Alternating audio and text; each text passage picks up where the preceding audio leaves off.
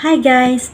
Before anything else, I would like to say thank you to all my new subscribers and to those who are watching to my vlog. Thank you, and don't forget to like, subscribe, and if you want to ask something, you can write down a comment below. Okay, and always give us thumbs up. Okay, thank you. Okay, so now in my last video, nasabi ko kung saan kami unang nag-start na mag-usap ang aking naging asawa ngayon na foreigner. So now actually noon, hindi ko wala talaga sa isip ko yung mga pag-join sa mga dating site. Na-curious lang ako kasi iba yung pangalan nung napag-joinihan ko na yung tawag niya ay sa Black Planet. Doon ako nag-join at doon ko siya nakilala o nagpakilala siya sa akin. Okay? So, okay, jump out. I will jump in. Okay? So, nasa messenger na kami. Araw-araw na siyang nagme-message. We are chatting. We both sending a message every day, and then nagko-call na siya every day. Okay? And hindi lang isang oras, 2 oras, araw-araw na kaming nag-uusap. Tinatanong niya kung anong ginagawa ko ngayon. Heto, naghuhugas ng plato kasi nasa video call siya. Pinapakita ko kung anong ginagawa ko sa bahay. Kung nagluluto man ako, nakikita niya ako. Kung anong suot ko, damit, like jogging pants, ganun.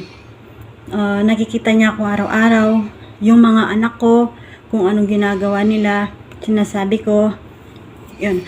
Araw-araw yun, guys. And then,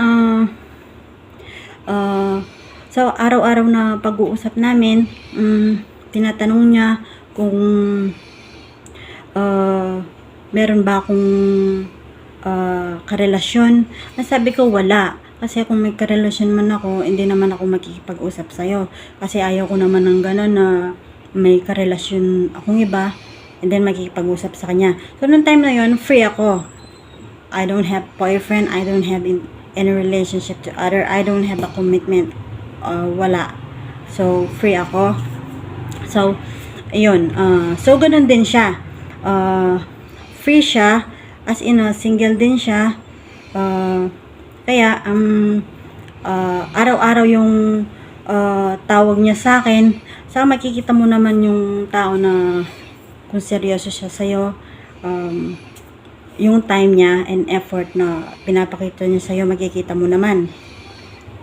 So, ganun din siya kung anong ginagawa ko sa video call. Nagluluto din siya. Nagluluto siya. Nakikita ko siya. Kung pupunta man siya sa laundry shop, nakikita ko din siya. Okay? So, yun. We were chatting every day. So on and so forth. So, yun nga. Sa araw-araw po namin na pag-uusap sa video call. Araw-araw. At guys, pasensya na nga pala kayo kung hindi maayos yung pagdi-deliver ko ng story. Kasi gusto ko lamang pong i-share sa inyo kung paano kami nagsimula ng aking naging asawa ngayon na foreigner. Okay?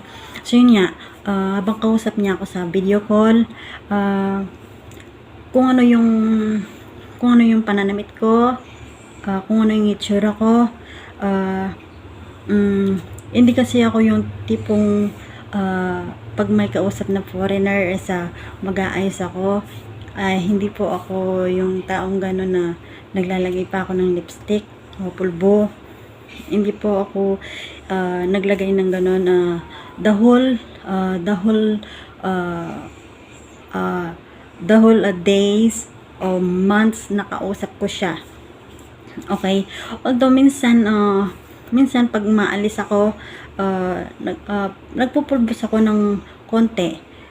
Tsaka naglalagay ako ng konting lipstick, yun lang para nagkaroon naman ng kulay yung aking labi.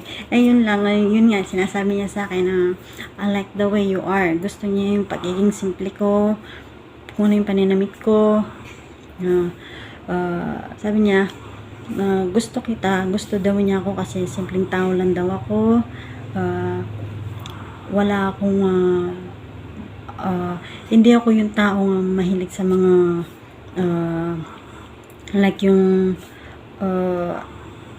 accessories, yung mga ganon. Hindi ako yung taong mahilig na maglagay ng ganon sa aking katawan. Tapos sinabi niya sa akin na kahit hindi ako maglagay ng makeup o lipstick o pulbo, maganda daw ako para sa kanya. Sa kanya.